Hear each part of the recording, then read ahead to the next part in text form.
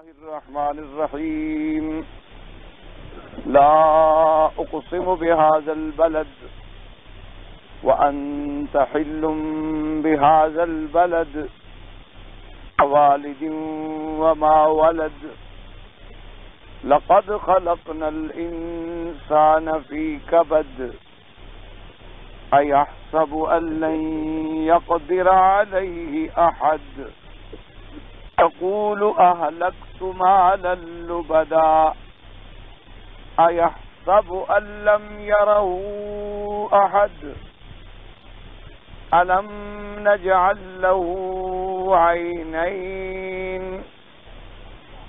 ولسانا وشفتين وهديناه النجدين۔ سورۃ البلد کی ان آیات مبارکہ میں اللہ تبارک و تعالی نے انسان کے بارے میں ارشاد فرمایا ہے۔ ابتدائی سورت میں اللہ تبارک و تعالی نے قسم کھائی ہے، جیسا کہ آپ نے الحمدللہ کل کے درس میں پڑھا ہے کہ یہاں اللہ نے 3 قسمیں کھائی ہے، جیسے کہ پچھلی سورۃ الفجر میں 5 قسمیں تھیں۔ اللہ تبارک و تعالی نے 5 چیزوں کی قسم کھائی، اور سورۃ البلد میں اللہ نے 3 چیزوں کی قسم کھائی۔ ایک قسم کھائی ہے البلد کی، اور ایک قسم کھائی ہے والدین کی یعنی جس نے جینا، اور ایک قسم کھائی ہے وما ولد جو اس نے جینا یعنی آدم علیہ السلام کی اور اس کی ذریت اور اس کی پوری اولاد کی۔ باقی اس میں جو اقوال ہیں اور جو مفسرین کرام کے ارشادات ہیں وہ میں نے کل عرض کر دیے۔ اور ایک مسئلہ اس میں یہ بھی یاد رکھیں کہ قسم کھانے کا جہاں تک معاملہ ہے، مخلوق کے لیے یہ ہدایت ہے کہ کوشش یہ کریں کہ کسی بات میں قسم نہ کھائیں۔ اگر کبھی قسم کھانی ہو تو پھر جب سچے ہوں، حق پر ہوں، صداقت پر ہوں، انتہائی سچے ہونے کی حالت میں اپنی سچائی کو منوانے کے لیے اب کوئی راستہ باقی نہیں رہا، تو وہاں اسلام قسم کھانے کی اجازت دیتا ہے۔ یہ بھی ہمارے ہاں جاہلانہ ایک عقیدہ بن چکا ہے کہ بھی قسم نہ کھایا کریں جی، قسم حق اور نہ حق جو ہے وہ نقصان پہنچاتی ہے۔ یہ جہالت ہے، کیونکہ اسلام کا تو قاعدہ کلیہ یہ ہے کہ البینۃ علی المدعی والیمین علی من انکر، کہ اگر آپ نے کوئی دعویٰ کیا ہے مثلا محکمے میں، عدالت میں، کورٹ میں، تو ثبوت گزارنا جو ہے وہ مدعی کے ذمہ ہے، اور اگر مدعی ثبوت پیش کرنے سے قاصر ہے تو مدعا علیہ اگر انکار کرتا ہے تو پھر قاضی اسے حکم دے گا کہ بھی تم قسم کھاؤ۔ تو اگر خدا نہ کرے قسم کھانا سچا بھی ہو اور جھوٹا بھی ہو نقصان والی بات ہوتی تو کبھی حضور پاک کا حکم نہ دیتے کہ بھی جو مدعا علیہ ہے وہ قسم کھائے۔ اور اگر خدا نہ کرے قسم کھانا کوئی ایسی بری بات ہوتی تو آمنہ کے لال کبھی قسم نہ کھاتے۔ حضور صلی اللہ علیہ وسلم نے کئی مقام پر قسم کھائی، اور آپ نے فرمایا والذی نفس محمد بیدہ، مجھے قسم ہے اس ذات پاک کی جس کے قبضہ قدرت میں محمد مصطفیٰ کی زندگی ہے۔ تو آپ نے اللہ کی قسم کھائی۔ صحابہ رضوان اللہ علیہم اجمعین نے اللہ کی قسمیں کھائی،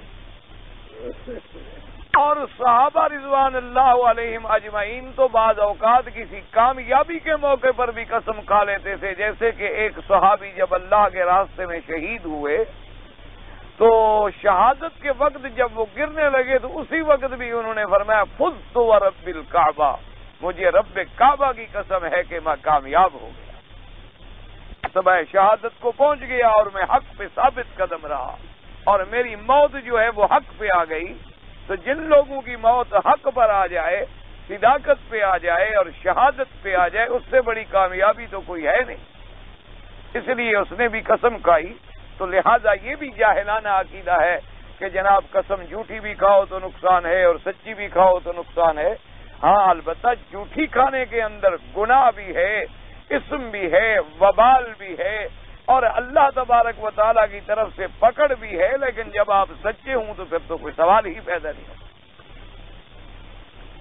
اسی طرح ایک اور مسئلہ بھی ہے قسم کے معاملے میں کہ جب قسم مخلوق میں سے یعنی انسان جب قسم کھائے تو ما سوائے اللہ کے کسی کی قسم نہیں کھاتی، یعنی اللہ کے سوا کسی نبی کی قسم کھائی جائے یا کسی فرشتے کی قسم کھائی جائے یا کسی اللہ کے ولی کی قسم کھائی جائے یا دنیا میں اور کسی پیاری چیز یا محبوب چیز کی قسم کھائی جائے، یہ شریعت میں منع ہے، اور منع بھی اتنے سخت الفاظ میں ہے، شدید الفاظ میں ہے کہ میرے آقا نے ارشاد فرمایا ہے کہ من حلف بغیر اسم اللہ فقد کفر، جس شخص نے اللہ کے اسماء کے سوا قسم کھائی اس نے کفر کی۔ تو ایک حدیث مبارک میں اور زیادہ سخت لفظ ہے، فرمایا فقد اشرک، اس نے اللہ کی ذات کے ساتھ شرک۔ تو لہذا یہ یاد رکھیں کہ اگر کبھی قسم کھانی پڑے تو آدمی جب بھی قسم کھائے تو واللہ، باللہ، تاللہ یا بالرحمن بالرحیم یعنی اللہ کے اسماء کے ساتھ قسم کھا سکتا۔ حتیٰ کہ علماء نے فرمایا کہ کعبۃ اللہ کی قسم بھی منع ہے، جیسے کوئی کہے کہ مجھے اللہ کے گھر کی قسم، نہ یہ کہہ سکتا ہے اللہ کے گھر کی قسم، یہ نہیں کہہ سکتا کعبے کی قسم ہے یا مقام ابراہیم کی قسم ہے یا مسجد کی قسم ہے، یہ منع ہے۔ اور منع بھی اتنی شدید ہے، اللہ معاف فرمائے کہ شرک اور کفر فرما دیا میرے آقا نے، اور اس کی وجہ یوں سمجھ لیں کہ شرک اور کفر کیوں کہا گیا، وجہ یہ ہے کہ قسم کھانے کا حق تھا صرف اللہ کے لیے، اللہ کی باعظمت ذات تھی جس کے نام پر آدمی قسم کھائے، تو جب اللہ کے سوا غیر کی قسم کھائی تو گویا اس کو اسی مقام پہ لے آیا جو اللہ کا مقام تھا، اور اسی کا معنی شرک ہے۔ جیسے عبادت اللہ کے لیے ہے، غیر اللہ کی عبادت کرے شرک ہے، اسی طرح قسم جو ہے وہ اللہ کے لیے ہے، غیر اللہ کی قسم کھائے تو شرک ہے۔ جیسے نظر، نیاز، استغاثہ، پکارنا، مانگنا اللہ کے لیے ہے، اب غیر کے نام پر نظر چڑھائے، نیاز چڑھائے، پکار کرے تو شرک ہے، اسی طرح غیر کی قسم بھی شرک۔ اس کو اور آسان طریقے سے یوں سمجھ لیں کہ جب آدمی قسم کھاتا ہے تو اس کے دماغ میں یہ ہوتی ہے بات کہ کبھی کوئی آدمی گری پڑی چیز کی قسم نہیں کھاتا، قسم اسی چیز کی کھائی جاتی ہے جس کی دل میں عظمت ہو۔ اگر دل میں اس کی عزت اور عظمت نہ ہو تو کون قسم کھاتا ہے؟ کبھی آپ نے گلاس کی قسم کھائی ہے کہ جی مجھے اس پلاسٹک کے گلاس کی قسم ہے؟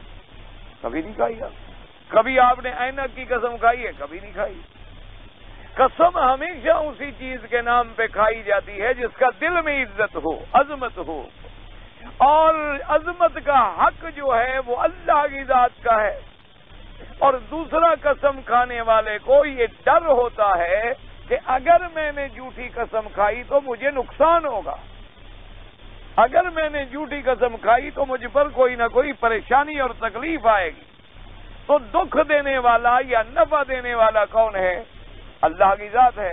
تو اب اگر اس نے کہا کہ مجھے حضرت کے آستان کی قسم ہے، مجھے داتا شریف صاحب کے مزار کی قسم ہے، مجھے شہباز قلندر کی قبر کی قسم ہے، اور دل میں خیال ہے کہ میں نے جھوٹی قسم کھائی تو مجھے نقصان ہوگا، اس کا مطلب ہے نفع نقصان کا مالک اس نے اللہ کے سوا غیر کو سمجھا۔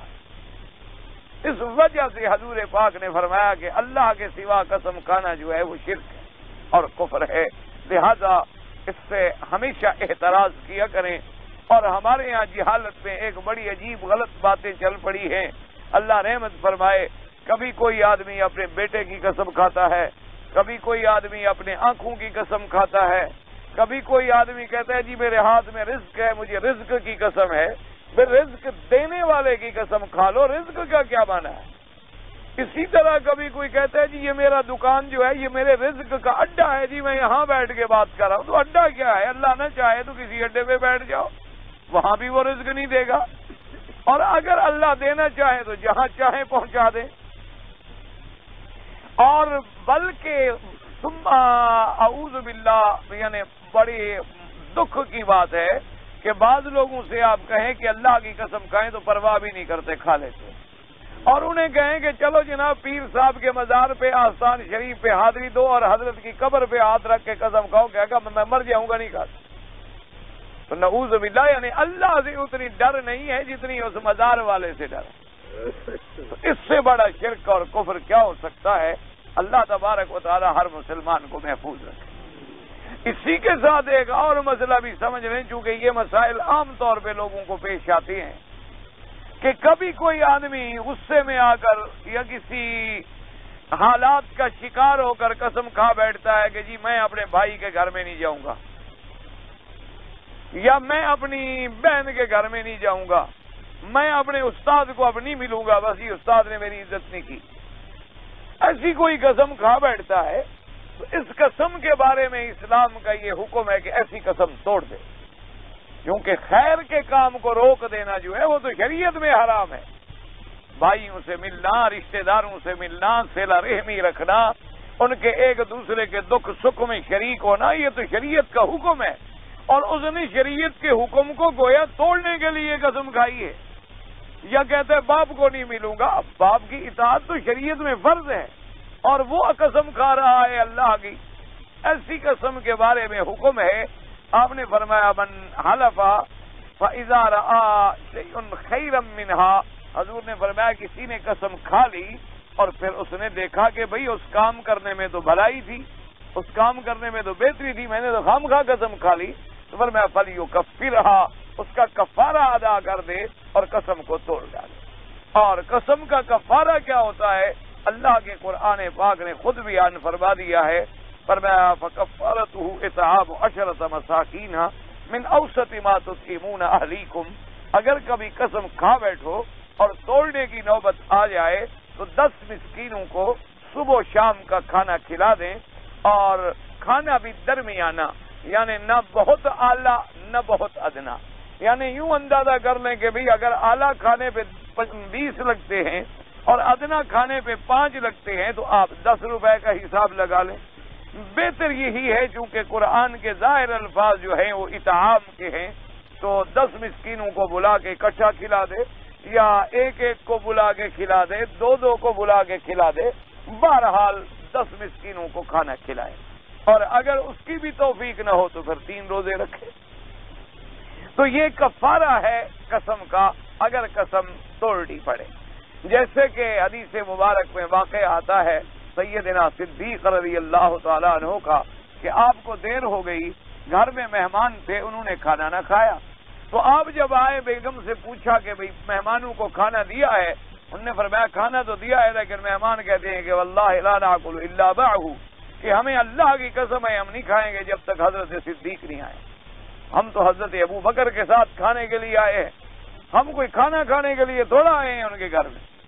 تو حضرت ابو بکر رضی اللہ تعالیٰ عنہ کو بھی غصہ آ گیا، آپ نے فرمایا عجیب بات ہے، مجھے حضور کی خدمت میں دیر ہو گئی تھی، مہمان عجیب ہیں، یعنی میں مہمانوں کے لیے اللہ کے پیغمبر کو چھوڑ دیتا، میں حضور پاک کی مجلس کو چھوڑ دیتا اور مہمانوں کے لیے بھاگ آتا، دنیا میں حضور سے زیادہ کوئی شخصیت پیدا ہوئی ہے؟ تو آپ بھی غصے میں آ گئے، فرمایا واللہ لا آکل، مجھے بھی خدا کی قسم ہے میں بھی نہیں کھاؤں گا، اگر نہیں کھاتے تو نہ کھائیں۔ آپ کی بیوی بیٹھی تھی، اس نے کہا واللہ لا آکل، اس نے کہا مہمان بھی نہیں کھاتے، آپ بھی نہیں کھاتے، مجھے بھی اللہ کی قسم ہے میں بھی نہیں کھاؤں۔ انہوں نے بھی قسم کھا لی، اور ایسے واقعات گھروں میں ہو جاتے۔ تھوڑی دیر گزری تو حضرت سیدنا ابی بکر رضی اللہ تعالیٰ عنہ نے فرمایا لا حول ولا قوت الا باللہ العلی العظیم، اعوذ باللہ من الشیطان الرجیم، کہ شیطان نے مجھے غصے میں ڈال دیا کہ میں نے بھی غصے میں آگے قسم کھا لی، مہمان گھر میں بھوکے بیٹھے ہوئے ہیں اور گھر والے بھی رات کو بھوکے سو جائیں گے، تو یہ کوئی اچھی بات تو نہیں ہے، بہرحال چلو میں قسم توڑتا ہوں، بھی میں کھاتا ہوں کھانا۔ آپ نے کھانا لے لیا، مہمانوں کو بھی کھلا دیا، اور گھر والوں نے بھی کھا لیا، اور حضرت کو اب چین نہ آئے کہ میں نے قسم جو توڑ دی، تو اب اس کے بارے میں کیا مسئلہ ہوگا؟ اور صبح آ کر آپ نے حضور پاک صلی اللہ علیہ وآلہ آلہ واصحابہ وسلم تسلیما کثیرا کثیرا، آپ کی خدمت میں عرض کیا کہ حضرت رات ہمارے ساتھ تو یہ واقعہ ہو گیا، بہرحال میں نے مہمانوں کی خاطر اور گھر والوں کے لیے قسم توڑ ڈالی۔ آپ نے فرمایا تم نے بہت اچھا کیا ہے، تم نے بہت اچھا کیا ہے کہ ایسے معاملات میں قسم کو توڑ دینا چاہیے۔ اب یہ ہے کہ تم کفارہ ادا کر دو، 10 مسکینوں کو جو ہے کھانا کھلا دو۔ اسی طریقے سے سیدنا ابی بکر صدیق رضی اللہ تعالیٰ عنہ حضرت حسان کی بڑی مدد فرماتے تھے۔ حضرت حسان جو شاعر ہیں میرے آقا کے رضی اللہ تعالیٰ عنہ، جنہوں نے ساری زندگی مدح و ثنا کی ہے حضرت محمد مصطفیٰ کی صلی اللہ علیہ وسلم، اور جن کے لیے میرے آقا نے اللہ سے دعائیں مانگی ہیں۔ حضور صلی اللہ علیہ وسلم نے حضرت حسان کے لیے دعائیں مانگی ہیں کہ ایک دفعہ جب مشرکین مکہ نے میرے آقا سرکار مدینہ کی شان میں توہین کی تو حسان آئے، انہوں نے عرض کیا کہ آقا اگر آپ اجازت دیں تو میں کفار قریش کو جواب دوں، کیونکہ مکے والے بھی تو بڑے شاعر تھے۔ یہ عرب لوگوں میں شعر و شاعری جو ہے یہ تو ان کی گٹی میں پڑی ہوئی تھی نا، ان کا عام آدمی جاہل سے جاہل آدمی جو ہے وہ بھی شاعر ہوتا ہے۔ عربی کے اندر ان کو بڑا ناز تھا، تو انہوں نے حضور کی توہین میں لکھا شاعر نے گستاخی کی، تو حضرت حسان نے عرض کیا کہ حضور آپ مجھے اجازت دیں تاکہ میں ان کی اس حجب کا جواب دوں۔ حضور نے فرمایا حسان تم کیسے جواب دو گے؟ آخر میری شکایت کرنے والے ہیں تو میرے قبیلے کے لوگ نا، ہیں تو وہ بھی قریشی، میرے خاندان سے تعلق رکھتے ہیں، تو جب تم ان کی توہین کرو گے تو گویا میری بھی تو ہو جائے گی، میں بھی تو اسی قریش سے ہی تعلق رکھتا ہوں اور بنو ہاشم سے ہی تعلق رکھتا ہوں، تو میں تمہیں کیسے اجازت دوں؟ اس نے کہا حضور آپ اجازت تو دیں، آپ ذرا اجازت تو مجھے عطا فرما دیں، انشاءاللہ جیسے بال کوئی آٹے میں گر جائے اور سمجھدار خاتون اس بال کو نکال لیتی ہے اور پتہ بھی نہیں چلتا کہ بال کہاں نکلا ہے یا کہاں آٹے میں داخل تھا، میں حضور آپ کو ایسے نکال لوں گا قریش سے، سوال نہیں پیدا ہوتا کہ آپ کی ذات کی کوئی توہین کا لفظ آ جائے۔ حضور نے فرمایا اچھا پھر آپ کو اجازت ہے، تو اس نے پھر قریش کا جواب دیا، اور جب حضور نے سنا حضور نے اس کے لیے ممبر رکھوا دیا مسجد میں، ممبر پہ کھڑے ہو کر اس نے جواب دیا حضور کی طرف سے، اور حضور دل سے دعائیں فرما رہے تھے۔ جب اس کا کلام سنتے تو حضور فرماتی اللہم ایدہ بروح القدس، کہ میرا اللہ جبرائیل کے ذریعے میرے صحابی کے دل میں مضمون ڈال دے۔ حضور صلی اللہ علیہ وسلم دعائیں فرما رہے ہیں۔ اس لیے یاد رکھیں کہ حضور کی مدح کرنی، حضور کی ثنا کرنی، حضور کی شان میں قصیدہ پڑھنا، حضور کی شان میں کوئی ابیات کہنے، یہ چیزیں اسلام میں ثابت ہیں، کوئی منع نہیں کرتا۔ اسلام کے علماء حق کا جو ہیں وہ منع کرتی ہیں، یہ جو ہم لوگوں نے ساتھ باجے اور گاجے اور قوالیاں اور گانے بنا لیے ہیں، یہ تمام کے تمام مزامیر من مزامیر الشیطان، یہ شیطان کی آوازیں ہیں۔ حضور نے فرمایا اگر کہیں سے آواز آ رہی ہو گانے کی تو کان بند کر دیا جائے، یہ شیطانی آواز ہے۔ اس لیے حضور صلی اللہ علیہ وسلم نے منع فرمایا ہے، اگر بغیر کسی باجے کے گاجے کے، بلکہ علماء نے یہ کہا ہے کہ بہتر طریقہ یہ ہوتا ہے کہ ثنا پڑھنے والا کوئی اور گانے کا انداز بھی اختیار نہ کرے۔ جیسے ہمارے ہاں ایک رواج ہو گیا ہے نا کہ نعت خواں آج کل پڑھتے نعت ہیں لیکن فلمی دھنوں کی نقل کرتے ہیں، تو یہ چیزیں اسلام میں منع ہیں، یہ چیزیں اسلام اجازت نہیں دیتا کہ ہم نعت پڑھ رہے ہوں حبیب کبریا کی اور نقل کر رہے ہوں ایک طوائف کے گانے کی، تو ہم کہاں ملا رہے ہیں اپنی آواز کو، کس آواز کے ساتھ ہم تشبیہ دے رہے ہیں اور شان کس کی بیان کر رہے ہیں، جس کی شان اللہ نے قرآن میں بیان کی ہے، جس کے شان و عظمت کا تقاضا یہ ہے کہ مولانا جامی جیسے عاشق نے کہا کہ اگر میں 1000 بار بھی اپنی زبان کو عرق گلاب اور مشک عبیر سے دھو ڈالوں اور پھر آقا کا نام لوں تو ڈر لگتا ہے کہیں بے ادبی نہ ہو جائے، کہیں بے ادبی نہ ہو جائے، کہیں کوتاہی نہ ہو جائے۔ جس کے شہر میں، جس کی مسجد میں، جس کے سامنے قدم زمین پہ جما کے چلنے کا حکم ہو کہ قدم بھی زور سے نہ ڈالو کہیں آواز پیدا نہ ہو جائے. جہاں اونچی آواز کرنے کا حکم نہ ہو اس کی شان میں ہم پڑھیں تو نعت، پڑھیں تو ہم قصیدہ، اور پڑھیں تو ہم تعریف محمد مصطفیٰ صلی اللہ علیہ وسلم، اور پڑھیں کیا کبھی باجے پہ اور کبھی ہارمونیم پہ اور کبھی طبلے پہ، اور پڑھنے والے کی نہ شکل حضور سے ملتی ہو نہ عمل حضور سے ملتا ہو، اور حضور کا نام لے رہا ہے، وضو تک نہیں ہے، سگریٹ ابھی اس نے پھینکا ہوا ہے، منہ سے بدبوئیں آ رہی ہیں، اور نام لے رہا ہے محمد الرسول اللہ صلی اللہ علیہ وآلہ آلہ واصحابہ وسلم تسلیما کثیرا کثیرا. حضور کا نام انتہائی ادب سے لینا چاہیے. حضور پاک صلی اللہ علیہ وسلم کی ذات گرامی کا شان اتنی بلند ہے کہ اللہ نے فرمایا وَرَفَعْنَا لَكَ ذِكْرَكَ، تیرے شان کو ہم نے اونچا کر دیا، اتنا اونچا کر دیا. جب اللہ اونچا کرے تو اس کا کوئی ٹھکانہ ہو سکتا؟ تو اس لیے ہمیشہ یاد رکھیں. تو یہ حضرت حسان جو تھے ان کو سیدنا ابی بکر باقاعدہ مہینے میں خرچ دیتے تھے، کیونکہ حضور کے مدح سرا تھے، حضور صلی اللہ علیہ وسلم کے شاعر تھے، آپ کے محبوب تھے. تو سیدنا صدیق رضی اللہ تعالی عنہ ان کو باقاعدہ مہینے میں ان کا خرچ دیتے تھے اور جتنی امداد ہوتی تھی کرتے تھے. لیکن جب سیدہ عائشہ صدیقہ رضی اللہ تعالی عنہا پر تہمت کا معاملہ چلا تو بدقسمتی سے حسان بھی اس میں شریک ہو گئے. تو حضرت صدیق کو جب پتہ چلا کہ میں نے ساری زندگی اس کی خدمت کی ہے، وہ بھی میری بیٹی کی تہمت میں شریک ہے، تو کہا واللہ، کہا مجھے اللہ کی قسم ہے اب میں اس پہ خرچ نہیں کروں گا. پھر جب اللہ نے قرآن نازل فرما دیا، بی بی عائشہ صدیقہ کی برات آسمانوں سے آ گئی اور حضور صلی اللہ علیہ وسلم نے حضرت صدیق کو بلایا، فرمایا اللہ نے حکم دیا ہے کہ تم کسی پہ خرچ کرتے ہو تو ذاتی ناراضگی کی وجہ سے بند نہ کرو. تم نے سنا ہے کہ حضرت حسان کا خرچہ روک دیا ہے اس لیے کہ اب تم ذاتی طور پر اس سے ناراض ہو گئے ہو. تو ذاتی ناراضگی کی وجہ سے کسی کی امداد کو بند کرنا جو ہے منع ہے. تو حضرت صدیق نے عرض کی حضور میں نے قسم کھا لی تھی، آپ نے فرمایا اس کا کفارہ ادا کر دو.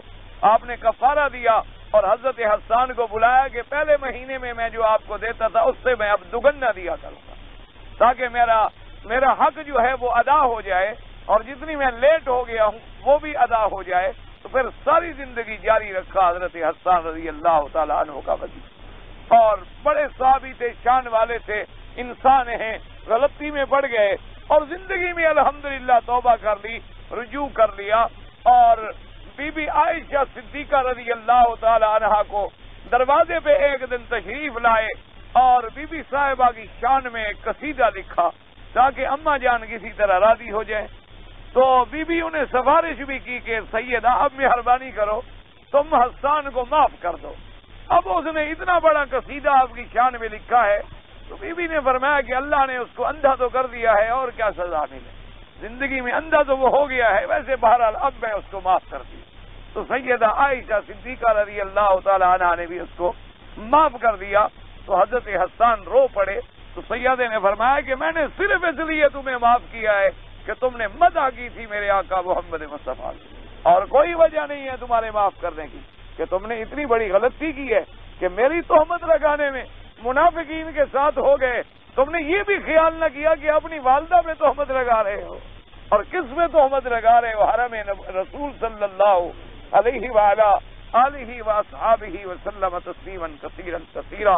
تو اس لیے ہمیشہ یاد رکھیں اگر کبھی ایسی قسم کھا بیٹھے تو اس قسم کا توڑنا ضروری ہوتا ہے، اور اس کا توڑنے کے بعد آپ کو کفارہ ادا کرنا جو ہے وہ ضروری ہے. اور اسی کے ساتھ جس لیے میں نے یہ بات چھیڑی تھی وہ بھی سمجھ لیں کہ اب قرآن پاک میں میرے اللہ نے کئی چیزوں کی قسمیں کھائی ہیں.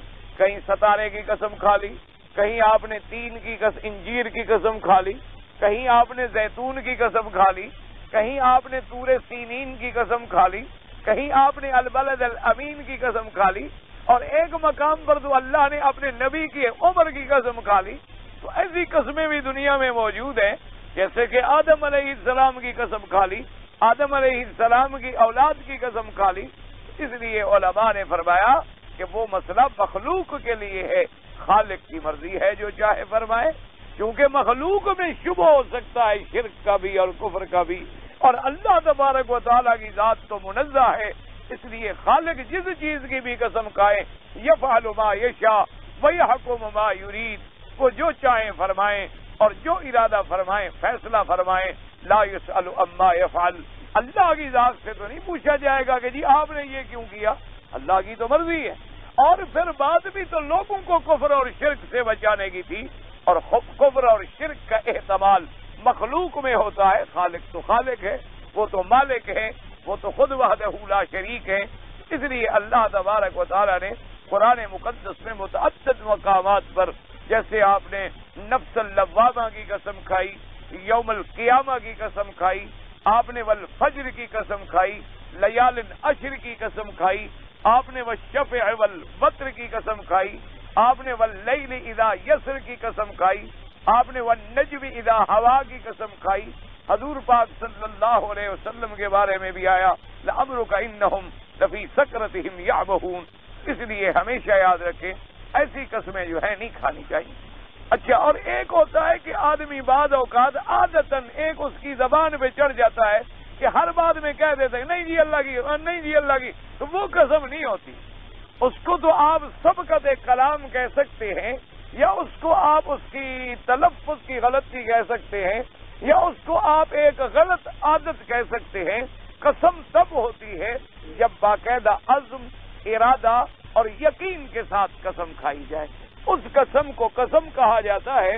ایک ہوتا ہے نا جی بغیر کسی ارادے کے، بغیر کسی نیت کے، ایسے فہوائے کلام میں قسم نکل جاتی ہے، یا جیسے آج کل ہمارے اکثر دکاندار جو ہے اللہ معاف فرمائے، خدا کرے ان کی نیت تو نہ ہوتی ہو، وہ بھی ایسے قسم کھا لیں گے نہیں جی اللہ کی، میں نے جی اللہ کی قسم 20 میں خریدا چاہے 5 میں بھی ہو۔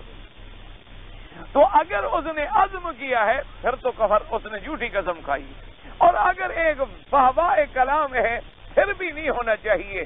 لا یؤاخذکم اللہ باللغو فی ایمانکم ولکن یؤاخذکم بما عقدتم الایمان۔ اللہ نے فرمایا کہ ہاں جو لغو طور پہ تمہاری زبان سے کوئی لفظ نکل گیا اس پر تو اللہ نہیں پکڑیں گے، البتہ اللہ تبارک و تعالی اس بات پہ تمہیں پکڑیں گے جو قسم تم نے یقین کر کے کھائی ہے اور تیقن کے ساتھ اور ارادے کے ساتھ کھائی ہے۔ ایسی قسم جو ہے اگر تم توڑو گے تو پھر تمہیں اس کا کفارہ جو ہے وہ ادا کرنا ہوگا۔ اس لیے فرمایا وَلَٰكِنْ عَقَّدتُّمُ الْأَيْمَانَ، یعنی ایمان کہتے ہیں قسموں کو، جن قسموں کو تم نے پکا کر کے مضبوط کر کے کھایا ہے۔ فَكَفَّارَتُهُ إِطْعَامُ 10 مَسَاكِينَ مِنْ أَوْسَطِ مَا تُطْعِمُونَ أَهْلِيكُمْ إِلَىٰ آخِرِ الْآيَةِ۔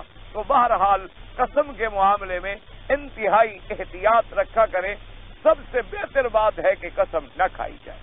اور اسی طرح یاد رکھیں قسم میں ایک اور مسئلہ بھی ہے، اس کو کہتی ہے کہ اگر کسی سے کوئی بڑی سخت قسم لینی ہو، یعنی بہت شدید قسم کی قسم لینی ہو، کوئی بڑا اہم معاملہ ہو، جیسے اللہ تبارک و تعالیٰ معاف کرے لعان کا معاملہ ہے، یعنی کیا مانا کہ ایک آدمی نے اپنی بیوی پر زنا کی تہمت لگا دی لیکن گواہ کوئی نہیں ہے۔ ایک آدمی اللہ نہ کرے اللہ ہر مسلمان کے گھرانے کو محفوظ رکھے، اللہ تبارک و تعالی ہر مسلمان کی عزت کو محفوظ رکھے، تو اگر کسی نے اللہ نہ کرے بہرحال اپنی بیوی پہ اس نے زنا کی تہمت لگا دی کہ میری بیوی زانیہ ہے اور فلاں آدمی سے نعوذ باللہ اس نے زنا کرایا ہے، اور اس کے پاس گواہ کوئی نہیں، تو جب گواہ کوئی نہ ہوں تو اب حد تو جاری ہو نہیں سکتی۔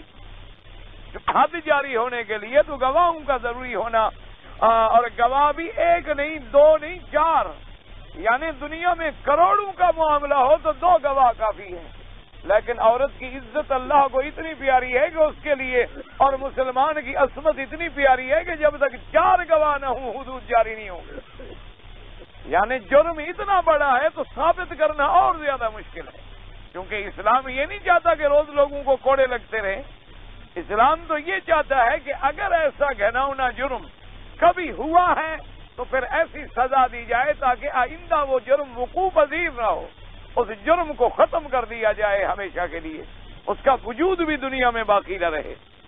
اور اگر ہمارے ہاں جیسے یہ ہمارے معاشرے نے مثلا ایک زانی مرد ہے یا عورت ہے، اگر آپ اس کو مثال کے طور پر برٹش لا کے مطابق آپ اس کو جیل میں بھیج دیں گے تو عورت وہاں جا کے کیا کرے گی؟ پاک رہے گی؟ جب گھر والوں کے قبضے سے نکل کر وہ جیل کے عملے کے قبضے میں چلی جائے، غیروں کے قبضے میں چلی جائے، اور وہاں ان عورتوں کے ساتھ وہ 6 مہینے یا سال گزارے جو ساری مجرمہ ہیں، تو کیا خیال ہے آپ کا واپس آنے کے بعد وہ عزت دار خاتون بن کے آئے گی؟ اور اسی طرح اگر مرد کو مجرموں کے پاس بھیجا جائے اور جس کے سارے مقدمے میں یہی بحثیں ہوتی رہیں، وہ مجرم ہی بنے گا۔ اس لیے اسلام کہتا ہے اگر وہ شادی شدہ، ان دونوں کو مار ڈالو، ان کا وجود ہی زمین پہ نہ رہے۔ اب یہ اتنے گندے ہو گئے ہیں، اتنے ناسور اور پھوڑے بن گئے ہیں، اگر ان کا وجود باقی رہا تو یہ کینسر کی طرح پھیلے گا، اس کا کاٹ دینا ضروری ہے، ان کے وجود کو ختم کر دو۔ اور اگر کنوارے ہیں، چونکہ شادی نہیں تھی اور گناہ سے بچنے کا کوئی ڈھال نہیں تھی، اس لیے وہاں اللہ نے موت کی سزا تو نہیں دی ہے، اس کی شدت اور مجبوریوں کا بھی لحاظ کیا، لیکن وہاں فرمایا 100 کوڑے مارے جائیں تاکہ آئندہ وہ یہ جرم جو ہے نہ کر سکے۔ تو اس لیے، اور اگر کسی نے اپنی بیوی پہ مثلا تہمت لگا دی تو اب گواہ کوئی نہیں، تو اسلام کہتا ہے قاضی کیسے فیصلہ کرے گا؟ اس کو کہتے ہیں لعان۔ لعان کا کیا معنی ہوتا ہے کہ قاضی دونوں کو بلا لے گا، مرد کو بھی عورت کو بھی، اور اس کے خاندان کے افراد کو بھی، اور عصر کے بعد، کیونکہ عصر کے بعد کا وقت جو ہے بڑا اہم وقت ہے، اور اسی طرح مسجد میں، کیونکہ مسجد کا مقام جو ہے وہ بڑا اہم مقام ہے، وہاں اس کو کھڑا کرے گا، اور اگر میں نے جھوٹ بولا ہے تو اللہ کا غضب مجھ پہ نازل ہو جائے، اللہ کا عذاب مجھ پہ نازل ہو جائے۔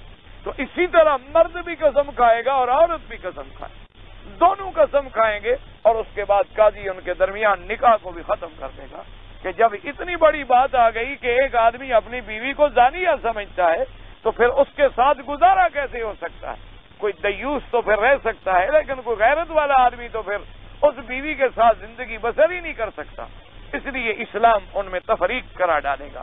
اس لیے بہرحال کیونکہ جب تک ثبوت نہ ملے اس وقت تک اسلام سزا نہیں دیتا ہے، کیونکہ اسلام بغیر کسی بینہ کے کسی کو سزا دینے کے لیے تیار نہیں۔ تو مقصد میرا یہ تھا کہ اگر شدت کی کوئی قسم ہو تو وہ عصر کے بعد ہوگی، مسجد میں ہوگی، تاکہ عامت الناس کو بھی پتہ لگے کہ یہ کتنا جھوٹا آدمی ہے، یا عامت الناس کو بھی پتہ لگے کہ یہ قسم کھا رہا ہے، لوگوں کے سامنے بھی آ جائے۔ اور اگر وہ جھوٹا ہو گیا تو آئندہ اسلام میں اس کی شہادت بھی نہیں ہوگی۔ اور جھوٹ اتنا بڑا جرم ہے، یعنی آپ دیکھیں کہ زنا پر کوڑوں کی سزا آ گئی، زنا پر رجم کی سزا آ گئی، لیکن زانی پہ لعنت نہیں آئی، جھوٹے پہ اللہ نے قرآن میں لعنت بھیجی۔ اور جس جھوٹ کو آج کل ہم فن سمجھتے ہیں، یعنی جو آدمی جتنا زیادہ بڑا جھوٹ بولتا ہے اتنا بڑا لیڈر ہوتا ہے، جو آدمی جھوٹ بولنے میں زیادہ ماہر ہوتا جائے وہ اتنی بڑا قوم کا بڑا بن جاتا ہے، وہ اتنی بڑا کاروباری اور عزت والا کہلاتا ہے۔ حالانکہ جھوٹ ایک ایسی بلا ہے کہ اللہ نے قرآن میں اس کے اوپر لعنت بھیجی ہے۔ فرمایا فَلَعْنَةُ اللَّهِ عَلَى الْكَاذِبِينَ، اللہ نے فرمایا کہ اللہ جھوٹوں پہ لعنت کرے۔ یعنی اندازہ کریں کہ پہلے زمانے میں کافر کفر سے نہیں شرماتے تھے، لیکن جھوٹ بولنے سے کافر کو بھی حیا آتی تھی کہ میں جھوٹ کیسے بولوں۔ کافر ہونے کے باوجود بھی وہ جھوٹ بولنے سے شرماتا تھا۔ تو اللہ تبارک و تعالی ہمیں جھوٹ بولنے سے بھی اور جھوٹی قسمیں کھانے سے بھی محفوظ رکھے۔ تو بہرحال اللہ تو جس بات کی بھی قسم کھائیں وہ تو مالک ہیں اور خالق ہیں، ان کی مرضی ہے۔ اس لیے خدا کی قسم کو سامنے رکھ کر کوئی یہ نہ کہے کہ جی اللہ نے جب مکے کی قسم کھائی ہے تو ہم بھی کھا لیں، یا اللہ تبارک و تعالی نے فرمایا والتین والزیتون وطور سینین تو ہم بھی کھا لیں، نہ، یہ بات جو ہے منع۔ اب جناب بات کل تک جہاں پہنچی تھی، جہاں میرا خیال ہے کہ اے تو تھی قسم، اور قسم کے لیے آگے ہوگا مقسم علیہ، یہ جواب ہے قسم کے کسم کھائی کیوں گئی، کس بات کے لیے؟ آپ جو کہتے ہیں مجھے اللہ کی قسم ہے تو کیوں؟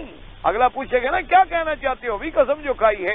تو اللہ نے جب یہ 3 قسمیں کھائی ہیں تو اب جناب اس کے بعد مقسم علیہ یا جواب قسم جو ہے وہ اسی صورت مبارک میں موجود ہے۔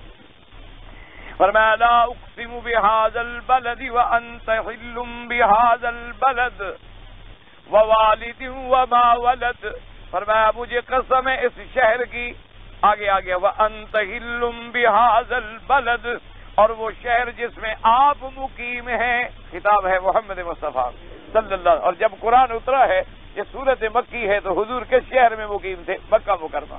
تو واضح ہو گیا کہ شہر سے مراد جو ہے وہ مکہ مکرمہ ہے، چونکہ اگلی آیت جو وضاحت موجود ہے، فرمایا وَأَنْتَ حِلٌّ بِهَذَا الْبَلَدِ وَوَالِدٍ وَمَا وَلَدَ، اور قسم ہے مجھے اس کی جو جینے یا جینا گیا، یعنی باپ کی اور اس کی اولاد کی، اب چاہے آدم علیہ السلام اور آدم علیہ السلام کی ذریت مراد ہو، یا ابراہیم علیہ السلام اور ابراہیم علیہ السلام کی ذریت مراد ہو، یا والد سے مراد سیدنا ابراہیم اور ولد سے مراد پھر حضرت محمد الرسول اللہ صلی اللہ علیہ وعلا آلہ واصحابہ وسلم ہوں، تین قسموں کے بعد فرمایا لَقَدْ خَلَقْنَا الْإِنسَانَ فِي كَبَدٍ، اللہ نے فرمایا لَقَدْ لام ابتدائیہ، قد حرف تحقیق، فرمایا تھا البتہ تحقیق پیدا کیا ہم نے انسان کو مشقت میں، کبد کہتے ہیں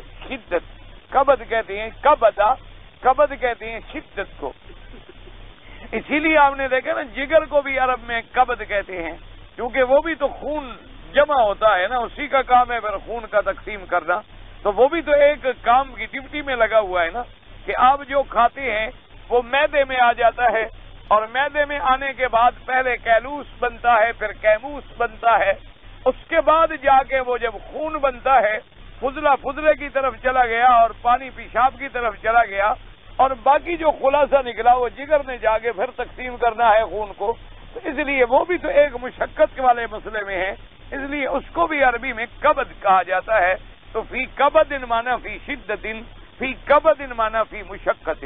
اب یاد رکھیں یہاں قرآن نے یہ فرمایا ہے، اور دوسری جگہ قرآن پاک فرماتے فرمایا والتین والزیتون وطور سینین وہذا البلد الامین۔ اب دونوں صورتوں میں دیکھیں ماشاءاللہ یہاں کتنی قسمیں تھی، میں نے کیا عرض کیا ہے 3 قسمیں، اور وہاں کتنی ہیں 4 ہیں، یہاں 3 ہیں اور وہاں 4 ہیں، فرمایا والتین والزیتون وطور سینین وہذا البلد الامین، وہاں کتنی قسمیں ہو گئی 4 ہو گئی۔ اچھا وہاں کیا فرمایا لَقَدْ خَلَقْنَا الْإِنسَانَ فِي أَحْسَنِ تَقْوِيمٍ، وہاں بھی لقد ہے، لام بھی ہے، قد بھی ہے، خلقنا بھی ہے، الانسان بھی ہے، لیکن وہاں فرمایا گیا کہ تحقیق البتہ ہم نے پیدا کیا انسان کو فی احسن تقویم، بڑی بہتر حیت و شکل میں، اور یہاں فرماتی ہم نے اس کو پیدا کیا مشقت میں۔ تو بظاہر اگر دیکھا جائے، بظاہر اگر آپ دیکھیں تو دونوں آیتوں میں ایک قسم کا تعارض نظر آئے گا، کہ وہاں فرمایا جاتا ہے کہ انسان کو ہم نے بڑا خوبصورت، بڑا حسن، بڑا جمال والا لَقَدْ خَلَقْنَا الْإِنسَانَ فِي أَحْسَنِ تَقْوِيمٍ، اور یہاں فرماتی ہیں لَقَدْ خَلَقْنَا الْإِنسَانَ فِي كَبَدٍ، اور یاد رکھو وہاں بھی قسم میں اسی شہر، یہ شہر شامل ہے، سورت والتین میں، سورت 3 میں جو اللہ نے قسم کھائی ہے تو بلد الامین، بلد الامین سے مراد کیا ہے مکہ مکرمہ، اور یہاں بھی بلد سے مراد کیا ہے مکہ مکرمہ، یعنی اس قسم میں بھی مکہ شامل ہے اور اس قسم میں بھی مکہ مکرمہ شامل ہے۔ فرق صرف یہ ہے کہ یہاں بلد کے بعد صفت کیا آئی، فرمایا لا اقسم بهذا البلد وانت حل بهذا البلد، اور وہاں کیا ہے، وہاں آیا فرمایا وهذا البلد الامین، وہاں صفت آئی اس شہر کی جو شہر امن والا ہے، امن والا شہر ہے۔ یاد رکھو امن سے کیا مراد ہے، یعنی جو اندر آ گیا، جو اللہ پہ ایمان لے آیا، جس نے کعبے کی عظمت کر لی، اللہ اس کو جہنم کے عذاب سے امن دیں گے۔ یہ نہیں ہوتا، ورنہ دنیا میں تو ہر قسم کی باتیں ہو سکتی ہیں، جیسے کہ مختلف ادوار میں ایسے حالات آئے، حجاج ابن یوسف کے زمانے میں کتنے ظلم ہوئے، حجاج ابن یوسف کے زمانے میں حضرت عبداللہ ابن زبیر رضی اللہ تعالیٰ عنہ کو پھانسی پہ چڑھایا گیا، اللہ تبارک و تعالیٰ کے کعبے کو توڑا گیا، اللہ تبارک و تعالیٰ کے کعبے سے حجر اسود کو اٹھا کے لے گئے اور یمن کے علاقوں میں جا کے پھینک دیا گیا۔ تو ایسے انقلابات تو آتے ہیں دنیا میں، یہ تو ایک نظام عالم ہے، نظام عالم کے اندر یہ سب چیزیں ہوتی ہیں، دن بھی ہوگا اور رات بھی ہوگی، اور یہ کبھی نہیں ہوتا کہ دن مسلمانوں کے گھر میں سورج چمکے لیکن کافر کے گھر میں نہ چمکے، یہ کبھی نہیں ہوتا کہ آپ کے ہاں رات آئے اور ان کے ہاں رات نہ آئے، یہ کبھی نہیں ہوتا کہ بارش برسے تو صرف آپ نیک لوگوں کے گھر میں تو برسے اور گنہگار کے گھر میں نہ برسے، یہ کبھی نہیں ہوگا۔ آپ گندم لگائیں تو دانے نکلیں اور کوئی گنہگار لگائے تو وہاں سے مچھر پیدا ہوں، یہ کبھی نہیں ہوتا۔ یہ نظام عالم ہے، یہ چلے گا، اچھے کے لیے بھی، برے کے لیے بھی، مومن کے لیے بھی، کافر کے لیے بھی۔ جیسے آپ نہیں دیکھتے ہیں دنیا میں، آپ کہتے ہیں جی ٹھیک ہے ہمارا مسلمانوں کا ملک ہے لیکن کافر رہتے ہیں، کیا ہو گیا؟ اقلیت میں ہیں، ہم نے ان کی عزت کرنی ہے، حفاظت کرنی ہے، ان کے جان مال کا تحفظ کرنا ہے، کیوں ہمارے ملک میں جو رہتے ہیں۔ تو جب تم اتنے خیال کرتے ہو تو جس کی کائنات میں رہتے ہیں، جس کے وہ بندے ہیں، جس کی وہ مخلوق ہیں، اس نے بھی تو خیال کرنا ہے۔ باقی رہ گیا امتحان میں کامیابی، وہ فیصلے آخرت میں ہوں گے کہ جو کامیاب ہوگا اسے ہمیشہ ابدی سعادتیں ملیں گی، اور جو فیل ہو گیا اس کو ابدی طور پہ جہنم اور عذاب ملے گا۔ یہ معاملہ عالم آخرت پہ ہوگا۔ البتہ دنیا جو ہے وہ دار الامتحان ہے۔ یہ علیحدہ بات ہے کہ کبھی اللہ اپنی قدرت کے اظہار کے لیے دکھا دیتے ہیں کہ ایک ٹکڑے میں بارش ہو اور دوسرے پہ نہ ہو، ایک قوم پہ عذاب آئے اور دوسرے پہ نہ آئے، ایک ملک میں کوئی زلزلہ آئے اور دوسرے میں نہ آئے۔ یہ اس کی کمال قدرت کے نمونے ہیں، ورنہ اس کے نظام میں آپ کا بھی بچہ ہوگا، کافر کا بھی بچہ ہوگا، آپ کی بھی اولاد ہوگی، کافر کی بھی اولاد ہوگی۔ تو جب اللہ کتے جیسے نجس کو اولاد دیتا ہے تو بندے کو کیوں نہ دے؟ چاہے بندہ کافر ہو، چاہے بندہ یہودی ہو، چاہے بندہ ہندو ہو، چاہے بندہ سکھ ہو، کوئی بھی ہو۔ اور خدا کی قدرت یہ ہے جو نجس ہے ان کی اولاد بھی زیادہ ہوتی ہے۔ بکری کے کتنے ہوتے ہیں؟ زیادہ سے زیادہ 2-3، لیکن کتے کے یہاں کتنے پیدا ہوتے ہیں؟ 7-7، 8-8، اتنی ان کی اولاد، یعنی جتنی جانور حرام ہے اتنی کثرت ہے۔ لیکن خدا کی قدرت دیکھ لو کہ حلال جانور ہے بھی تھوڑا اور ذبح بھی زیادہ ہوتا ہے، لیکن ساری دنیا میں ملتا ہے۔ حرام جانور ہے بھی زیادہ، ذبح بھی نہیں ہوتا، پھر بھی کم ہے، ورنہ پوری دنیا میں تو پھر کتے ہی کتے ہوتے نا۔ اگر ان کی اولاد کو سامنے رکھا جاتا، یہ منصوبہ بندی والے کہیں پتہ نہیں پھر دوائی شوائی کا انتظام کرتے ہیں کہ بھی ان کے ہاں بھی اولاد کم ہو جائے تاکہ زیادہ نہ بڑھے۔ خدا کے نظام میں دخل کیسے دے سکتے ہو؟ حضور نے فرمایا جس نطفے میں پیدا ہونا ہے دنیا کی کوئی طاقت نہیں روک سکتی ہے، سوال ہی پیدا نہیں ہوتا۔ جب تقدیر ایک فیصلہ کر چکی ہے کہ پیدا ہونا ہے تو اس کو کون روک سکتا ہے؟ اس کو اگر فرعون کی گولیاں نہیں روک سکی تو تمہاری دوائیں کیسے روک سکتی ہیں؟ 70,000 بنی اسرائیل کے بچے کو قتل کرانے کے بعد حضرت موسیٰ پیدا ہوئے اور فرعون کے گھر میں، اس کے گھر میں رہے اور ٹھیک ٹھاک رہے اور اسی کے لیے عذاب اور ہلاکت کا باعث بنے، وہ نہ روک سکا۔ تو اس لیے دنیا کوئی نہیں روک سکتی۔ یہ ہمارے یہاں اعداد و شمار کے گورکھ دھندے ہیں کہ ملک کی آبادی بڑھ جائے گی، یہ دراصل ان کافروں کی یعنی برین واش کرتی ہیں ہمارے مسلمانوں کا، ان کے دماغوں میں ایسی بات بٹھا دیتی ہیں کہ آج ہمارے مسلمان بھی یہ سمجھتے ہیں کہ اگر بچے زیادہ ہوں گے تو جی رزق کم ہو جائے گا، اور بچے کم ہوں اللہ رزق بند کر دے تو کیا کرو گے؟ اب بھی تو دنیا میں ایسے لوگ ہیں کہ جناب ان کا بچہ بھی کوئی نہیں لیکن روٹی بھی نہیں ملتی۔ ایسے بھی لوگ موجود ہیں کہ جن کو اللہ نے سینکڑوں بچے دیے ہیں اور دولت گھر میں ختم ہی نہیں ہوتی۔ تو یہ تو نظام اللہ کے ہاتھ میں ہے، نہ بچوں کے ہاتھ میں ہے، نہ ماں کے ہاتھ میں ہے، نہ باپ کے ہاتھ میں ہے۔ ہمارے ذمے تو صرف یہ ہے کہ نظام عالم کے مطابق ہم چلتے رہیں۔ اس لیے ہمیشہ یاد رکھیں کہ وہاں بھی بلد الامین کی قسم ہے، لیکن صفت کیا ہے؟ بلد امن والا۔ امن سے مراد کیا ہے؟ اللہ اس کو عذاب قبر سے امن دیں گے، اللہ اس کو آخرت کے عذاب سے امن دیں گے، اور ایک ظاہری بھی امن ہے کہ جو اندر آئے گا اللہ اس کو سکون قلب کی دولت سے مالا مال فرمائیں گے۔ اللہ تبارک و تعالی اس کو حرم کے اندر بھی امن دیں گے کہ باپ اگر قاتل ہے، بیٹا دیکھ رہا ہے، حرم میں قتل نہیں کرے گا جب تک باہر نہ نکلے۔ تو یہ بظاہر بھی اللہ نے ایک امن والی جگہ بنا دیا کہ وہاں احترام کیا جاتا ہے، کسی جانور کو نہیں مارا جاتا، کسی جانور کو سائے سے نہیں بھگایا جاتا، کسی درخت کو نہیں کاٹا جاتا، کسی پرندے کو شکار نہیں کیا جاتا۔ تو ایک ظاہری امن بھی ہے اور ایک حقیقی امن بھی ہے۔ اللہ پاک ہمیں دونوں نصیب فرما دے اپنی رحمت سے۔ وہاں صفت آئی تھی بلد الامین کی، اور یہاں کیا صفت آئی ہے؟ وَأَنْتَ حِلٌّ بِهَذَا الْبَلَدِ، اللہ نے فرمایا مجھے قسم ہے اس شہر کی جس میں آپ رہتے ہیں، یعنی محمد مصطفیٰ صلی اللہ علیہ وسلم۔ تو اب دونوں صفتیں ٹھیک ہے، امن والا بھی ہے اور میرے نبی کا مولد بھی ہے، حضور پیدا بھی ہوئے۔ اچھا وہاں کیا فرمایا تھا؟ احسن تقویم، یہاں کیا فرمایا؟ فی کبدن، تو کیا مانا؟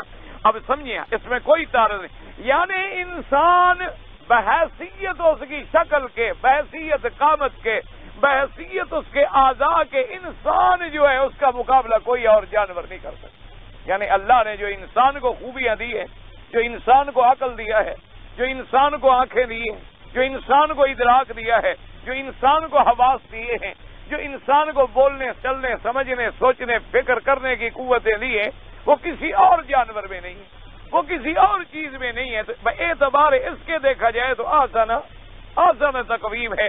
اچھا اور پھر یہ شرف بھی انسان کو ملا کہ نبی آئیں گے تو انسانوں میں، رسول آئیں گے تو انسانوں میں، ولی آئیں گے تو انسانوں میں، محدث ہوں گے تو انسانوں میں، مفسر ہوں گے تو انسانوں میں، بڑے بڑے شان والے لوگ جو ہیں وہ انسانوں میں آئے۔ اور ایک یہ ہے اس کی کیفیت، دوسری فرمایا لقد خلقنا الانسان فی کبد، تاکہ ہم نے پیدا کیا انسان کو مشقت میں۔ مشقت کا کیا معنی؟ مفسرین کرام نے فرمایا، حضرت ابن عباس رضی اللہ تعالیٰ عنہ، آپ نے فرمایا مشقت کا معنی یہ ہے کہ سب سے پہلے جب پیدا ہوتا ہے تو قید خانے میں، جب بچہ پیدا ہوتا ہے تو سب سے پہلے کہاں قید ہوتا ہے؟ ایسے قید خانے میں دنیا کا کوئی بادشاہ بھی قید نہیں کر سکتا۔ وہ کر سکتا ہے کہ ماں کے پیٹ کا اندھیرا، پھر رحم کا اندھیرا، اور رحم کے بھی اندر حضرت تشریف فرما ہے، کتنے اندھیروں کے اندر پھنسا ہوا ہے، ماں کے پیٹ میں ہے، رات کا بھی اندھیرا، پھر ماں کے پیٹ کا بھی اندھیرا، پھر پیٹ کے اندر رحم ہے اور رحم کے اندر حضرت موجود ہے۔ تو اس مشقت میں ہے سب سے پہلے کہ اندر آپ قید میں کھڑے ہیں، اب نہ چل سکتا ہے، نہ پھر سکتا ہے، نہ دوڑ سکتا ہے، نہ اپنی مرضی سے باہر نکل سکتا ہے، اور نہ اپنی مرضی سے کھا سکتا ہے، نہ پی سکتا ہے۔ ایک مشقت ہے ماں کے پیٹ میں۔ تو حضرت ابن عباس نے فرمایا پہلی مشقت جب ماں کے پیٹ میں ہوتا ہے، اور فرمایا دوسری مشقت جب ماں کے پیٹ سے دنیا میں باہر آتا ہے۔ جب ماں کے پیٹ سے باہر آتا ہے تو کتنی بڑی مشقت ہے کہ ایک تنگ مقام سے انسان نکل آئے، ذرا سا بھی فرق پڑے تو وہیں گلا بند ہو جائے اور مر جائے، سانس رک جائے۔ اور پھر جب ماں کے پیٹ میں ہوتا ہے تو یوں ہوتے ہیں حضرت، سر اوپر ہوتا ہے اور پاؤں نیچے ہوتے ہیں۔ اور جب پیدا ہونے کا وقت آتا ہے تو اللہ میاں ایسا بندے کو علم دیتے ہیں کہ وہ کلٹی کھاتا ہے بچہ، پھر سر پہلے باہر آئے گا اور پاؤں بعد میں باہر آئیں گے، کیونکہ اگر پاؤں باہر آتے تو دیر لگ جائے تو اندر ہی نہ مر جائے۔ اللہ تبارک و تعالیٰ نے بچے کو کیسا اندر، تو یہ ایک اور مشقت ہے۔ اور فرمایا پھر جب باہر آ گئے، اس دنیا میں آ گئے، اب نہ چل سکتا ہے، نہ بول سکتا ہے، نہ بھوک لگے تو کوئی چیز مانگ سکتا ہے، نہ منہ میں دانت ہیں کوئی چیز کھا سکتا ہے۔ اب ایک اور مشقت میں ہے، اللہ نے فرمایا پھر ہم نے رونا سکھلا دیا کہ چلو بس سارے کام جو ہیں تیرے رونے سے حل ہو جائیں، تم صرف رونا شروع کر دو، پانی بھی مل جائے گا، روٹی بھی مل جائے گی، دوائیں بھی مل جائیں گی، دودھ بھی مل جائے گا، صرف تم رونا شروع کر دو۔ اور یاد رکھو یہ رونا آ جائے تو اب بھی سارے کام رونے سے حل ہو جاتے ہیں۔ اگر تم اللہ کے آگے رو پڑو تو مسئلہ ہی حل ہو جائے، اللہ کے دربار میں اگر رو پڑو تمہیں رونا آ جائے۔ افسوس یہ ہے کہ ہم نے ہنسنا تو سیکھا ہے لیکن رونا نہیں سیکھا۔ ہم لوگوں نے تھیٹر تو بنا ڈالے، ہم لوگوں نے ڈرامے تو بنا ڈالے، ہم لوگوں نے ہنسنے ہنسانے کے لیے لطیفے بنا ڈالے، بڑے بڑے لوگوں کو اس معاملے میں پیسے دے کے رکھا جاتا ہے، لیکن جو لوگ رلانا جانتے ہیں، جن آنکھوں کو رونا سکھلایا جاتا ہے، ان کے ہم قریب بھی نہیں جاتے۔ اور وہ نصیب ہوتا ہے اللہ والوں کی صحبت میں کہ ان کے پاس آپ بیٹھیں تاکہ آپ کی اصلاح ہو، آپ کے دل پہ روزانہ اللہ کے قرآن کی برسات ہو، آپ کا دل نرم ہو، زنگ اتر جائے، دل کی سیاہیاں دور ہو جائیں، اللہ سے تعلق جڑ جائے۔ جیسے کہ میرے آقا نے فرمایا لو تعلمون، فرمایا کہ اے میرے صحابہ جو اللہ نے مجھے علم دیا ہے اگر تم جانتے لبکیتم کثیرن، تم زیادہ روتے اور ہنسنا بھول جاتے۔ حضور صلی اللہ علیہ وآلہ آلہ واصحابہ وسلم تسلیما کثیرا کثیرا۔ تو رونے سے تو آج بھی سارے مسئلے حل ہوتے ہیں، حدیث پاک میں آتا ہے کہ جب بندہ اپنے اللہ کے آگے روتا ہے، اللہ کے آگے ڈرتا ہے اور اس کے آنسو گرتے ہیں، تو اللہ تبارک و تعالیٰ فرماتے ہیں کہ ملائکہ میرا بندہ میرے ڈر سے رو رہا ہے، اس کو جہنم سے 500 سال کے فاصلے تک دور کر دو۔ ایک آنسو کی یہ قیمت ہے، لیکن دعا کرو وہ آنسو نصیب تو ہو، وہ آنسو نصیب تو ہو۔ یہ تو نہیں ہے کہ ہماری طرح بس ایک زندگی ہے جانوروں کی طرح۔ وہ خدا کے بندے، کھاتا تو جانور تم سے زیادہ ہے، تم کتنی کھا جاؤ گے؟ آدھا کلو، جانور تو 10 کلو کھا جائے گا۔ اور تمہارے پاس اچھے سے اچھا لباس ہے تو جانور کی اون تم سے زیادہ قیمتی لباس ہے۔ اگر وہ قیمتی لباس نہ ہوتا تو تم اونٹ کی اون خریدتے پھرتے اور دمبے کی اون خریدتے پھرتے، تم ان کے کپڑے بنواتے، تم ان کی ٹوپیاں بنواتے، تم ان کے چمڑوں کے جوتے بنواتے۔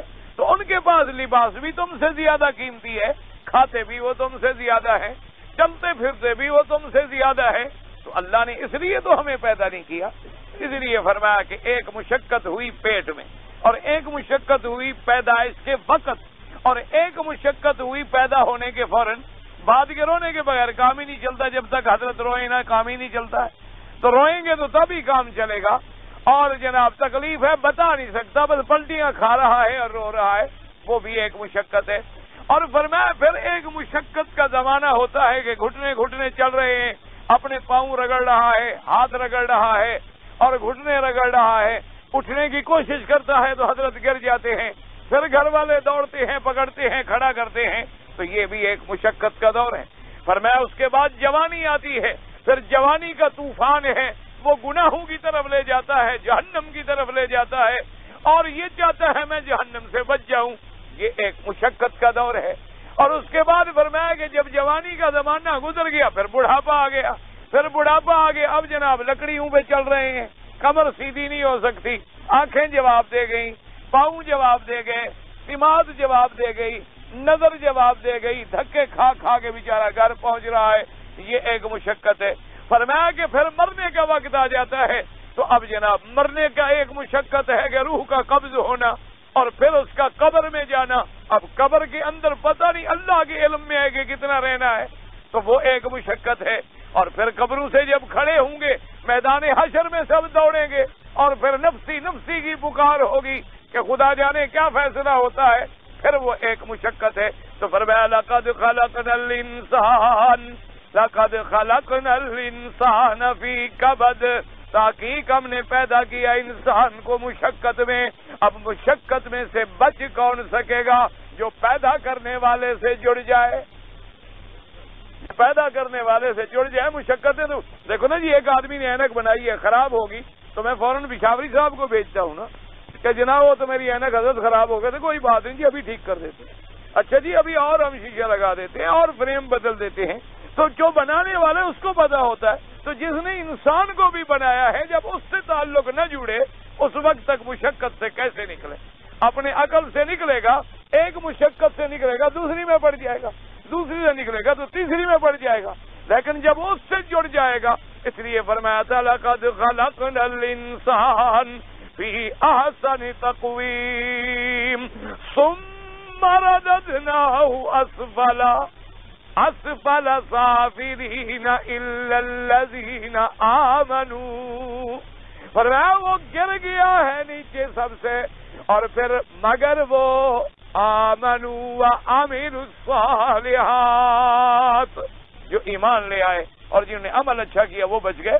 تو اس لیے یہاں بھی فرماتے ہیں کہ انسان مشقت میں ہے۔ لقد خلقنا الانسان فی کبد، بڑی مشقت میں ہے، تو اب اس مشقت سے نکلنے کا حل کیا ہو سکتا ہے؟ اسی لیے حدیث مبارک میں آتا ہے، صحابہ نے حضور کی خدمت میں عرض کیا کہ آقا مہربانی کریں ایک اعلیٰ لباس لے لیں، جب باہر کے کوئی بادشاہ آئیں، وفد آئیں، کوئی بڑے بڑے ڈیلیگیشن آئیں تو آپ اچھا لباس پہنیں۔ آپ نے فرمایا میں کیسے لباس پہنوں؟ فرشتہ سور پہ منہ رکھ کے انتظار میں کھڑا ہے، حکم ملے سور پھونکوں اور دنیا درہم برہم ہو جائے۔ فرمایا وہ اس معاملے میں ہے اور ہم لباس کے فکر میں پڑے رہے۔ یہ تو معمولی سی باتیں ہیں، لباس اچھا بھی مل گیا تو کیا ہے، درمیانہ بھی مل گیا تو کیا ہے، اچھا کھانا کھا لیا تو الحمدللہ اور سادہ کھا لیا تو الحمدللہ۔ یہ کوئی فکر والی چیز نہیں، فکر تو قبر کا کریں، فکر تو حشر کا کریں اور فکر تو آخرت کا کریں۔ جہاں ہم نے پوری زندگی کو گزارنا ہے۔ اللہ تبارک و تعالی آپ کی بھی اور میری بھی ہر مسلمان کی زندگی آسان فرمائیں، قبر میں حشر میں ہر مصیبت سے بچائیں اور اپنی رحمتوں سے بغیر حساب کے جنت الفردوس عطا فرمائیں۔ کہتے ہیں جی کہ لوگ اتحیات میں بیٹھتے ہیں تو انگلی ہلاتے ہیں، یہ سنت ہے کہ جب آدمی کہے اشہد اللہ الہ الا اللہ تو مقصد وہاں بھی وہی توحید کا سبق ہے کہ لا الہ غیر اللہ کی نفی کرے کہ سب معبود بیکار ہیں مگر اللہ، وہاں اس بات کرے، سب کی نفی کرے اور اللہ پہ اس بات کرے۔ تو اس لیے یہ سنت ہے۔ بعض ائمہ کے نزدیک یہ ہے کہ پوری نماز میں ہی حرکت دیتا رہے، اور احناف کے نزدیک یہ ہے کہ ایک دفعہ دے دے اور اس کے بعد اسی کو اسی طرح قائم رکھے۔ نماز کے اندر آنکھوں کو بند کرنا جائز ہے، کراہت ہے کہ نماز میں بلا وجہ آدمی آنکھیں بند کرے۔ کیوں کرے؟ نماز میں آنکھیں کھلی رکھے۔ البتہ نوافل میں گنجائش ہوتی ہے، ورنہ نماز میں بلا وجہ اپنے آپ کو اندھا نہ بنائے۔ یہ کوئی طریقہ نہیں ہے خشوع اور خضوع حاصل کرنے کا۔ خشوع اور خضوع حاصل ہوتا ہے قرآن میں فکر کرنے سے، اللہ کے قرآن میں تدبر کرنے سے، نماز کی اس کیفیت میں تفکر کرنے سے کہ میں اللہ کے دربار میں کھڑا ہوں۔ آپ نے دیکھا نہیں ہے کہ جب لوگ جاتے ہیں کسی ہائی کورٹ میں، سپریم کورٹ میں، بڑی بڑی عدالتوں میں پیش ہوتے ہیں، دیکھو سانس نہیں نکلتا، اور جناب دروازے سے ہوں گے تو گردن جھکا کے اور عجیب انداز میں کھڑے ہیں۔ کوئی افسر کے آگے کھڑا ہو تو آنکھیں تو بند کر کے نہیں کھڑا ہوتا، لیکن بجالے حرکت کرے تو ایک بندے کا اتنا ڈر ہو اور خدا کا ڈر نہ ہو تو یہ تو پھر ہماری اپنی بدقسمتی والی بات ہے۔ اللہ تبارک و تعالی آپ کو اور ہمیں خشوع نصیب کرے۔ کہتے ہیں جی مجھے نماز میں برے برے خیالات آتے ہیں۔ کوئی بات نہیں، یہ کوئی بری علامت نہیں بلکہ اچھی علامت ہے۔ ایک یہودی نے پوچھا تھا حضور صلی اللہ علیہ وسلم سے کہ ہمارے لوگ جب عبادت کرتے ہیں تو ان کو برے خیال نہیں آتے، اور مسلمان جب عبادت کرتے ہیں تو ان کو بڑے گندے گندے خیالات آتے ہیں۔ تو حضور نے فرمایا حضرت صدیق کو کہ اس کا جواب دو۔ حضرت ابو بکر نے اس سے پوچھا، فرمایا کہ بھائی اگر دو کمرے ہوں، ایک کمرے میں ہیرے موتی جواہر اور سونا پڑا ہو اور ایک کمرہ خالی ہو تو ڈاکو کس کمرے کو توڑے گا؟ اس نے کہا جس میں مال پڑا ہے، خالی کمرے میں جا کے کیا کرے گا؟ تو اس نے کہا تمہارے لوگوں کا دل چونکہ اللہ کے ایمان سے خالی ہے، وہاں شیطان کو وسوسہ ڈالنے کی ضرورت ہی نہیں۔ جن کے دلوں میں ایمان ہوتا ہے وہاں ہی چور چوری کرنے آئے گا۔ تو لہذا یہ ایمان کی علامت ہے، کوئی بری بات نہیں، اس سے گھبرایا بھی نہ کریں، اور نہ کوئی جرم ہے، معاف ہے جب اللہ نے معاف کر دیا ہے۔ اور ویسے اس کا علاج لکھا ہے علماء نے، کوئی حدیث میں نہیں ہے، یاد رکھنا۔ بزرگوں نے ایک علاج رکھا ہے کہ مثلاً آپ 2 رکعت نفل پڑھیں اور شیطان خیال ڈالے اور ٹھیک ہے بعد میں پڑھیں گے، رات زیادہ پڑھ لیں گے، تو انہوں نے کہا طریقہ یہ ہے کہ جب یہ 2 ختم کرو اور 2 پڑھ لو، اور 2 نفل پڑھ لو۔ پھر شیطان کہتے یار وہی 2 بہتر تھی، اب یہ تو 4 والا بن گیا، تاکہ میں جان چھوڑوں، وہ تھوڑی عبادت کرے تو اچھا ہے، یہ تو بڑھتا ہی جا رہا ہے، وہ جتنا تنگ کرے تم اور بڑھتے جاؤ، وہ جتنا تنگ کرے تم اور بڑھتے جاؤ، خود بخود ہی تنگ ہو کے بھاگ جاتا ہے، کیونکہ ویسے بھی جب اللہ کا ذکر ہوگا تو شیطان جو ہے وہ بھاگ جاتا ہے۔ ادھر ادھر کے خیالات دماغ میں لانے سے نماز نہیں ہوتی، نہیں نماز بالکل ہو جاتی ہے، نماز کو کچھ بھی نہیں ہوتا۔ اگر کوئی آدمی 4 رکعت نماز سنت پڑھ رہا ہو تو فاتحہ کے ساتھ سورت بھی پڑھے گا، بالکل پڑھے گا۔ قوم سمود کے بارے میں آیا ہے کہ ان کو صحرا سے ہلاک کیا گیا۔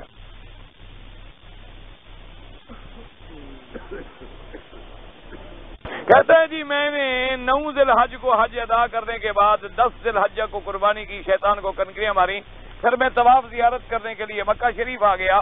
میں نے طواف زیارت کیا ماشاءاللہ، اور اس کے بعد چونکہ تھک چکا تھا بیٹھ گیا، مجھے نیند آ گئی، تو میری رات جو تھی وہ مکے میں ہی گزر گئی، اور 11 کو پھر میں صبح گیا۔ کوئی بات نہیں۔ کہتے ہیں جی آج کل ایک نیا طریقہ نکلا ہے کہ بعض ڈاکٹر حضرات جو ہیں وہ کسی ٹیوب کے ذریعے یا کسی سرنج کے ذریعے نطفہ انسانی کو لے کر عورت کے رحم میں داخل کرتے ہیں اور پھر بچہ پیدا ہوتا ہے۔ تو کیا شریعت میں یہ جائز ہے؟ اگر اس کے مرد کا نطفہ لے کے اسی کی بیوی میں ڈالا جائے تو جائز ہے، کسی دوسرے کا نطفہ لے کے ڈالا جائے تو زنا ہے۔ سیدھی سی بات ہے، حرام ہے، کھلی سی مسئلہ ہے۔ بڑا یعنی ایک مسئلہ ہوتا ہے نا کہ کبھی کوئی آدمی بیچارہ کمزور ہوتا ہے، اس کا مادہ منویہ پہنچ ہی نہیں پاتا، تو اب ڈاکٹر نے وہ مادہ لے لیا اور کسی عورت کے ذریعے، ڈاکٹر کے ذریعے اور ٹیوب کے ذریعے کسی طرح اس کی بیوی کے رحم میں پہنچ۔ اب خاوند کا نطفہ، خاوند اسی کا ہے، نطفہ بھی اسی کا ہے، اگر کسی دوسرے کا نطفہ استعمال کریں گے، یہی تو زنا ہے، اور زنا کیا ہوتا ہے؟ چاہے آپ ٹیوب سے کریں، چاہے آپ ربڑ سے ہو، چاہے بندے سے ہو، اگر نطفہ تبدیل ہو جائے گا تو پھر حرام ہے، اگر نطفہ اسی خاوند کا ہو تو پھر جائز ہے۔ اور اگر بات یہ ہوتا ہے نا جی کہ اس مرد میں جراثیم ہی نہیں ہوتے اولاد پیدا کرنے کے، تو جب اللہ نہیں دے گا تو تم کیا کرو گے؟ تمہارے ٹیوب والا بھی مر جائے، بیکار ہو جائے۔ اور اگر بفرض محال تم نے کسی کا نطفہ لے کر اس کی بیوی میں ڈال دیا، پھر بھی تو دوسرے کا بچہ وہ پالے گی، اس کے خاوند کا بچہ تو نہیں ہے نا، اس کا خاوند تو ویسے لا ولد رہا۔ یہ کون سی خوشی ہو گئی کہ عورت کے پیٹ سے بچہ نکل آیا تو میرا ہو گیا؟ میرا تو تب ہوگا جب میرے نطفے سے ہو، اگر وہ میرے نطفے سے نہیں ہے تو اسلام کسی غیر کو وارث بنانا نہیں چاہتا۔ یہ دنیا کا کفر کا غلط عقیدہ ہے۔ لوگ کہتے ہیں کسی نہ کسی شکل میں بچہ ہو، بچہ کس کا ہے؟ سوال تو بچے کا پیدا ہوتا ہے، بچے کا تعلق باپ سے ہے، ماں سے ہے ہی نہیں۔ اسلام نے نسب جو چلایا ہے وہ باپ سے چلتا ہے، ماں سے نہیں چلتا۔ اس لیے بہرحال اگر تو اسی خامد کا نطفہ ہے تو جائز ہے، کسی اور کا ہے تو وہ حرام ہے۔ حدود حرم جو ہیں جی وہ کہاں تک ہیں؟ حدود حرم جو ہیں باقاعدہ لکھے ہوئے ہیں، عرفات کی طرف سے عرفات تک ہے، جیرانہ تک ہے، جدے کے راستے میں شمیسی تک ہے، ادھر تنعیم تک ہے، باقاعدہ حدود حرم کی علامات لگی ہوئی ہیں، وہ آپ دیکھ لیں گے، پڑھ لیں گے۔ تہجد کی نفل کتنی ہے؟ 8 پڑھیں، 12 پڑھیں، جتنی اللہ توفیق عطا فرمائے۔ نہ پڑھ سکے 2 پڑھیں، نہ پڑھنے والے تو نہ بنے، پڑھنے والوں میں تو بن جائیں۔ اگر آپ کو رات کو اٹھنے کا یقین نہ ہو، عشاء کی نماز کے بعد 2 نفل پڑھ لیں، یہ بھی تہجد ہے۔ آپ سونے سے پہلے 2 رکعت پڑھ کے وضو کر کے سو جائیں، وہ بھی تہجد ہے، تاکہ کم از کم آپ تہجد کا معنی ہوتا ہے نیند کو چھوڑنا۔ تو جب نیند کا وقت شروع ہو گیا تو جو نماز پڑھیں گے وہ تہجد ہوگی۔ ایک مسلمان کا حضور کی حیات کے بارے میں کیا عقیدہ ہونا چاہیے کہ آپ کی حیات مبارک ہے، لیکن چونکہ ایک ایسے عالم سے ہے جس عالم کو ہم نہیں سمجھتے، اس میں کوئی چونکہ ایک عالم دنیا ہے، ایک عالم برزخ ہے اور ایک عالم آخرت ہے۔ ایک وہ حیات مبارک ہے جو عالم دنیا میں ہے، ایک وہ حیات ہے جو عالم آخرت میں ہوگی۔ جیسے کہ حیات دنیا میں تکلف ہے، تکلیف ہے، شریعت ہے، اوامر ہے، نواہی ہے، زواجر ہے، نماز ہے، روزہ ہے، حج ہے، زکوٰۃ ہے، وہ قبر کی زندگی میں نہیں ہوتا۔ جیسے اللہ نے فرمایا کہ شہید کو بھی مردہ نہ کہو، اور نبی کا شان تو شہیدوں سے کروڑ درجے زیادہ ہوتا ہے۔ شہید تو مرتبہ شہادت کو تب پہنچتا ہے جب نبی کا کلمہ پڑھے۔ تو جب اللہ نے شہید کو اتنا بڑا اعزاز دیا ہے تو واضح بات ہے کہ اللہ کے انبیاء کا تو اس سے بھی بڑا شان ہے۔ یزید کے بارے میں مسلمان کا کیا عقیدہ ہونا چاہیے؟ بالکل چپ ہونی چاہیے، اس لیے کہ یزید کے بارے میں نہ قبر میں ہم سے پوچھیں گے، نہ حشر میں ہم سے پوچھیں گے، ہم سے ہمارے بارے میں پوچھیں گے۔ اس لیے ہمیں کیا ضرورت ہے کہ ہم بلا وجہ یزید کے بارے میں الجھتے رہیں؟ بہرحال اس کے ظاہری اعمال اچھے نہیں تھے، اب اس کے بعد کیا معاملہ ہوا وہ اللہ جانتا۔ ظاہری اعمال اس نے بڑی زیادتیاں کی، اس سے بڑے ناجائز واقعات سرزد ہوئے، لیکن علماء نے کہا کہ بلا وجہ لعنت بھی نہ بھیجو اور تعریف بھی نہ